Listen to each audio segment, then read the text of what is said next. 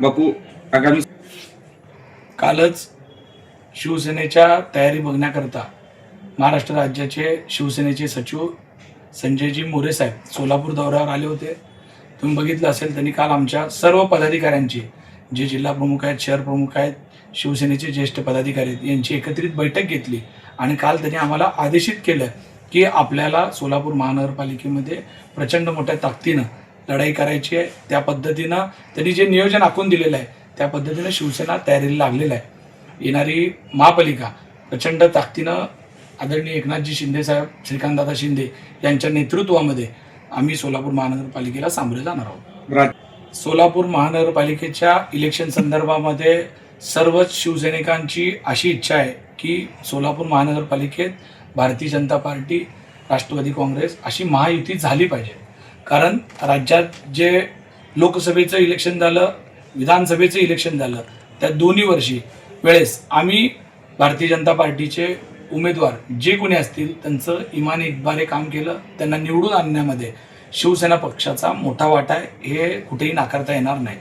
त्याच वेळेस आम्हाला भारतीय जनता पार्टीच्या नेत्यांनी, तत्कालीन अध्यक्षांनी आम्हाला सांगितलं होतं की आम्हाला येणाऱ्या महापालिकेमध्ये आपण युती करून जनतेसमोर जाऊ, कारण लोकांनी आपल्याला निवडून देताना युती म्हणून निवडून दिलेलं आहे. ही गोष्ट लक्षात घेऊन त्यांनी आम्हाला 25 जागा देण्याचा त्यावेळेस शब्दही दिलेला आहे.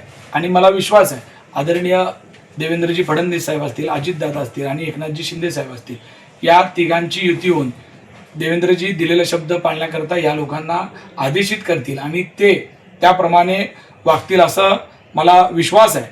परंतु काही कारणानं तसं काही होऊ नाही शकलं तर त्यांना जसे सर्व मार्ग उपलब्ध आहेत तसे आम्हालाही सगळ्या गोष्टी उपलब्ध असणार आहेत. आम्हालाही सर्व मार्ग खुले आहेत.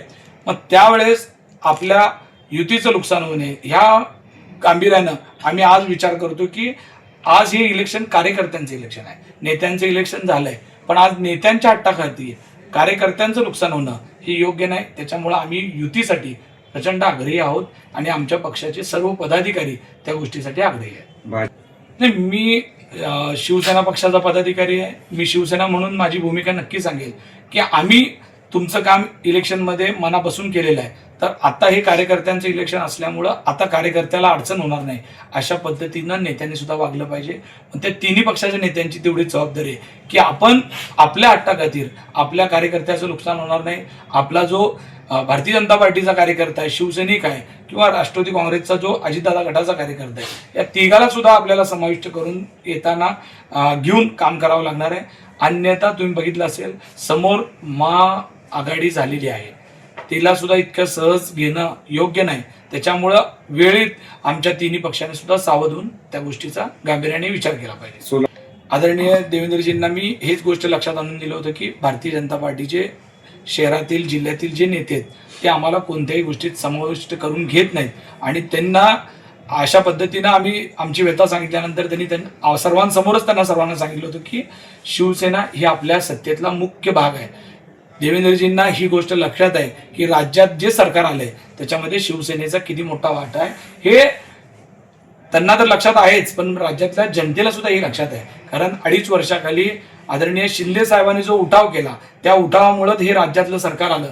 लाडक्या बहिणीची योजना करण्याचे खऱ्या अर्थानं जनक कोण आहेत तर हे राजकारणातल्या लोकांना तर माहीतच आहे, पण त्या लाडक्या बहिणींना सुद्धा पक्क माहीत आहे की ही योजना खऱ्या अर्थानं एकनाथजी शिंदे साहेब दाढीवाल्यांनी मिळवून दिलेली आहे. त्याच्यामुळं ही गोष्ट माहीत असणाऱ्या नेत्यांनी हे गोष्टी करत नाहीत, पण काही लोकांना स्वयंघोषित नेते स्वतःला आता खूप मोठा नेता समजून मोठे निर्णय घेऊन बारक्यांचा गळचिपी करण्याचा प्रयत्न करत आहेत. मी त्यांना एवढीच विनंती करतो की तुमच्या वेळेस कार्यकर्त्यांनी काम केलंय, आता तुम्ही कार्यकर्त्यांसाठी काहीतरी केलं पाहिजे ही भावना ठेवली पाहिजे.